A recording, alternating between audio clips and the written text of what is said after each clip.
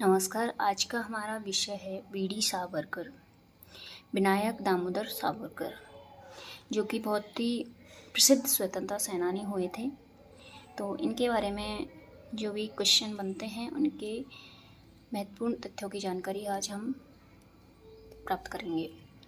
तो हमारा पहला क्वेश्चन है, वीडी सावरकर द्वारा स्थापित वह संस्था जिसको 1904 में अभिनव भारत समाज में परिवर्तित कर दिया गया था। तो विनायक दामोदर सावरकर महोदय के द्वारा एक संस्था जो कि गुप्त संस्था थी, 1904 में अभिनव भारत समाज में इसका नाम परिवर्तित कर दिया गया था। तो वह संस्था कौन सी थी? तो ये 1899 नासिक में इसकी स्थापना हुई थी, मित्र मेला नाम से। तो इसका नाम 1904 में अभिनव भारत समाज, जो कि एक गुप्त संस्था थी जो क्रांतिकारी को बम बनाने और शस्त्र चलाने की ट्रेनिंग देती थी। तो ये संस्था है मित्र मेला संस्था, जो कि 1899 में नासिक में इसकी स्थापना वीडी सावरकर द्वारा की गई थी। नेक्स्ट क्वेश्चन है हमारा, 1857 के स्वतंत्रता संग्राम के गदर को भारत के प्रथम स्वतंत्रता संग्राम की संज्ञा किसने दी थी? जो 1857 का स्वतंत्रता संग्राम हुआ था, उसके गदर को भारत के प्रथम स्वतंत्रता संग्राम की संज्ञा देने वाले जो क्रांतिकारी थे वो थे वीडी सावरकर, विनायक दामोदर सावरकर। नेक्स्ट क्वेश्चन है हमारा, 1857 का स्वतंत्र समर पुस्तक मूल रूप से किस भाषा में लिखी गई थी? जो ये 1857 का स्वतंत्र समर था, ये पुस्तक के लेखक हैं विनायक दामोदर सावरकर, मतलब वीडी सावरकर इसके लेखक हैं। 1857 का स्वतंत्र समर, तो ये पुस्तक लिखी गई थी, इनके द्वारा लिखी गई थी और इसकी मूल भाषा थी मराठी भाषा। इसकी मूल भाषा मराठी थी। नेक्स्ट क्वेश्चन है, सावरकर जी की पुस्तक the Indian war of independence गुप्त रूप से भारत में किस नाम से आई थी?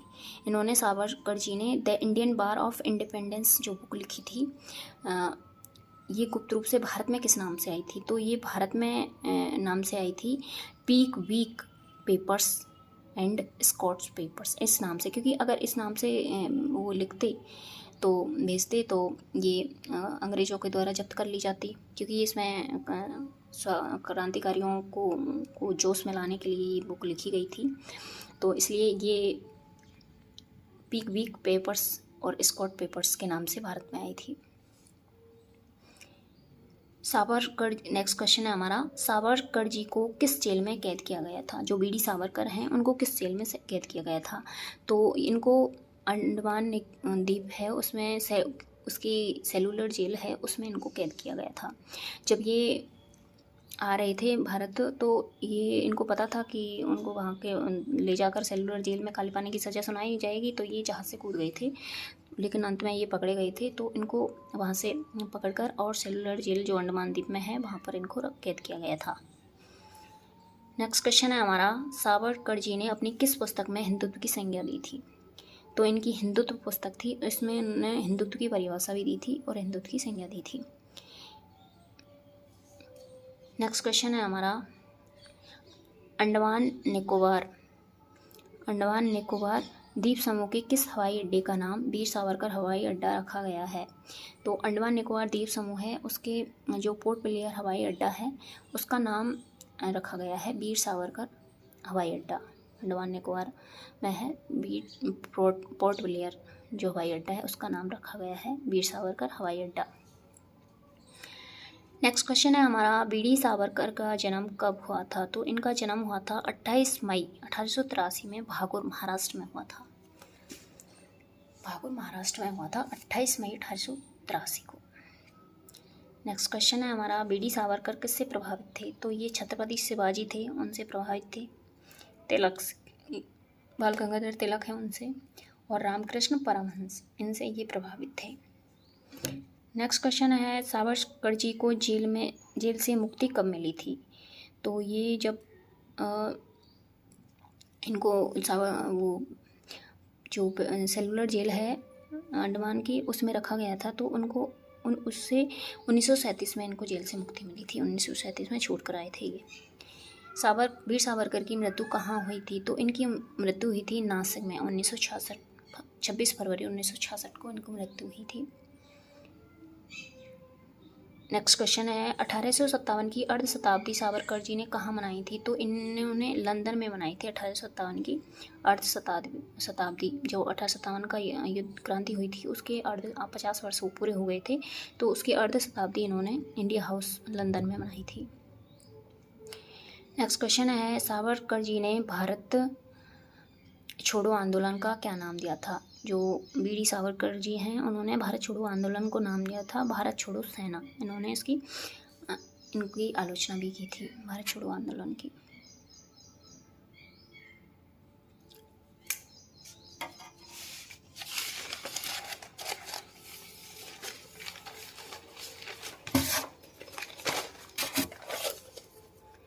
नेक्स्ट टॉपिक है हमारा बंकिम चंद्र चट्टोपाध्याय, जो कि बहुत ही विद्वान उपन्यासकार साहित्यकार के रूप में इनको जाना जाता है। ये बहुत ही जीनियस पर्सन थे।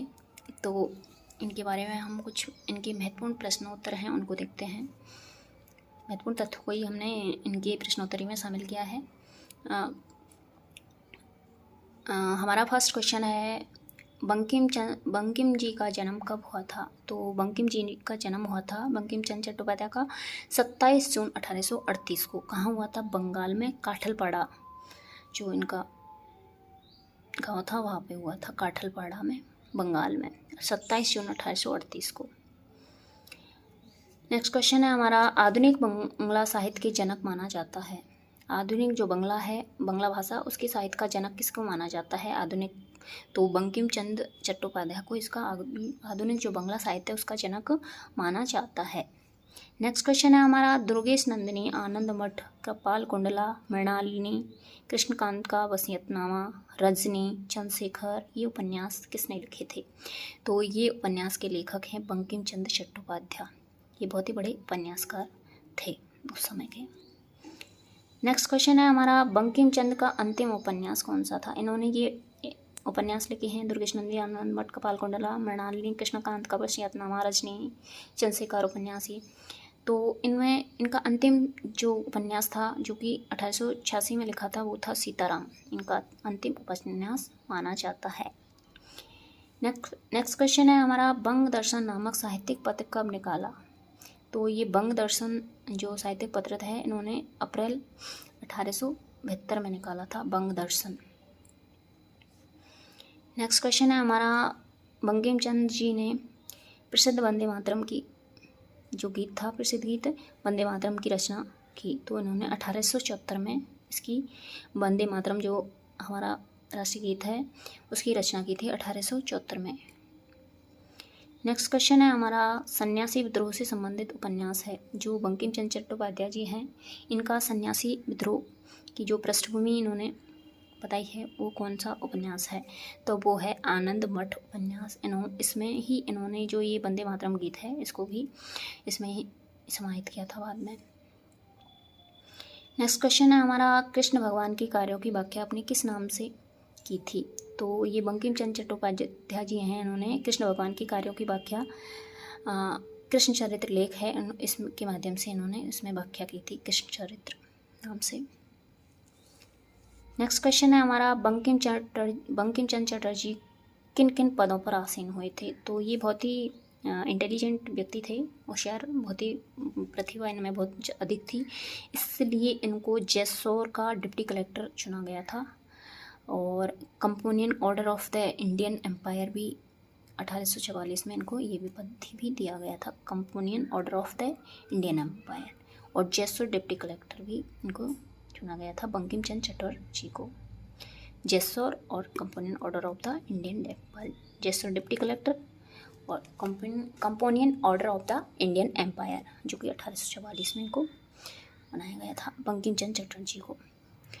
नेक्स्ट क्वेश्चन है हमारा बंकिम चंद्र जी की मृत्यु हुई थी? तो इनकी मृत्यु हुई थी 8 अप्रैल 1894 को, 8 अप्रैल 1894 को। कहीं कहीं पर 1897 भी मिलता है इनका, लेकिन जो एनसीईआरटी में है वो है 8 अप्रैल 1894।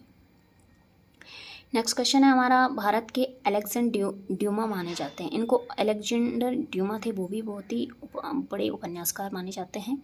तो इसी तरह बंकिम चंद्र चट्टोपाध्याय जी को भी भारत के अलेक्जेंडर ड्यूमा से इनकी समानता बताई जाती है कि उनके जैसे थे। अलेक्जेंडर ड्यूमा माना जाते हैं किसको, बंकिम चंद्र चट्टोपाध्याय जी को कहा जाता है।